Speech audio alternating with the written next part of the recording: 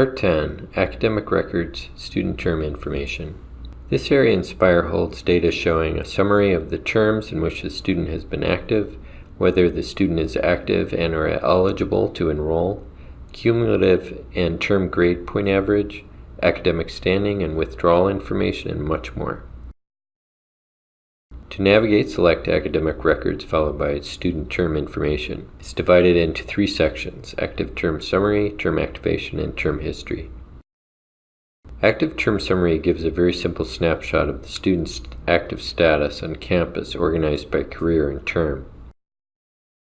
Term Activation has 4 tabs. First, Term Activation gives further detail on the student's academic level, load, etc. SPIRE creates an index card for each term a student is eligible to enroll.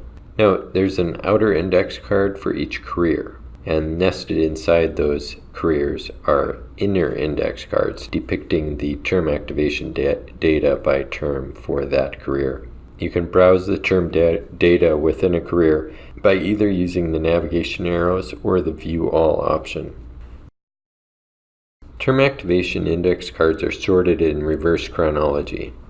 Starting at the beginning, we see first active term as an undergrad was fall 2016, a freshman, taking a full-time academic load. Note, it is projected the student will be a sophomore by the end of the term, if all goes as planned. This implies a term's worth of transferred credits.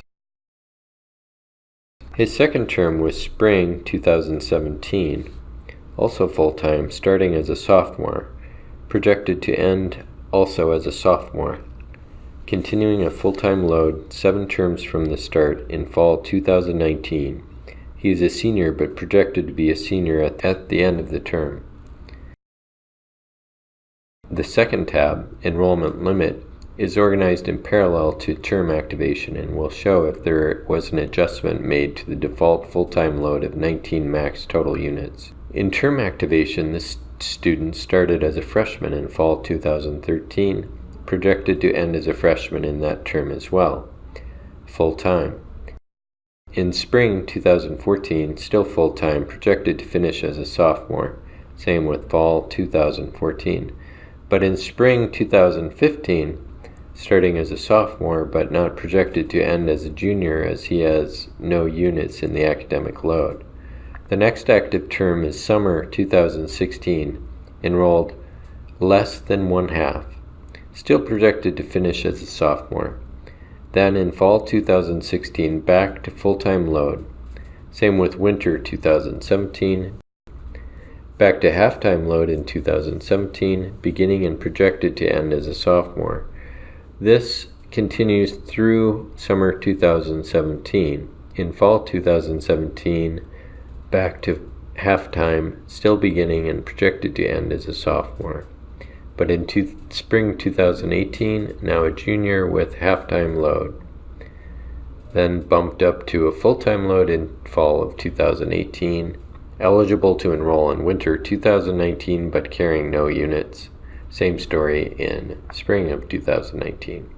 Looking at the Enrollment Limit tab, it shows no changes from spring 2018 when the max total units field was changed from 19 to 11.5. Staff in the Academics Dean's Office with additional SPIRE access may be able to use this Enrollment Limit tab to adjust the limit if the student has approval. In that case, you'll see that the Override Unit Limits checkbox is selected and the maximum total unit field has a non-standard value like 11.5 here. The third tab, Student Session, shows what particular session the student was active in. A session is a part of a term. For example, CPE Summer Session 1, CS1, refers to classes offered during the first summer session.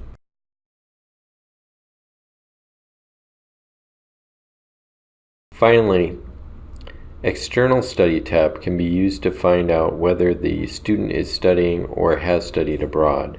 In either case, Exchange International Undergrad, UGRD, will appear in the Study Agreement field.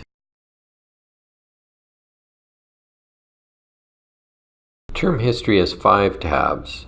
The first tab, Term Statistics, displays the student's credit and GPA information by term.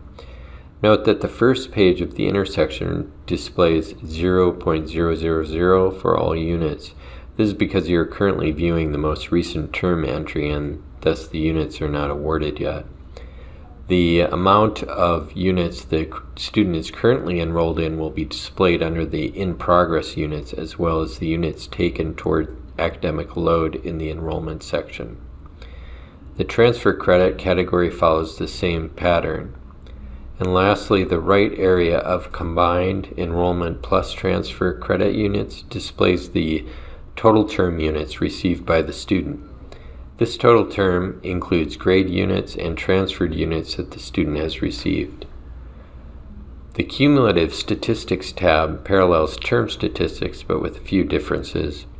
The most recent entry, or the current term, in Cumulative Statistics, page 1, will display the cumulative units the student has received so far, along with credits that are currently in progress.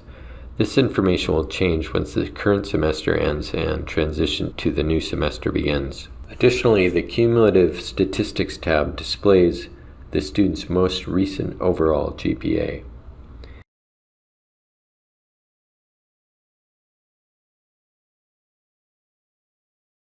The Term Withdrawal and Session Withdrawal tabs list information if the student withdrew from the university. Canceled means that the term is canceled by the first day of the semester and in which the student will not be receiving a letter grade. If applicable, the student will receive a 100% refund. Withdrew means that the student withdrew from the university after the first day of the semester. The refund rate and if the student will be left with a financial obligation and whether the student receives a W or not will be based on the student's last day of attendance. Academic standing shows, for example, if the student was placed on academic probation.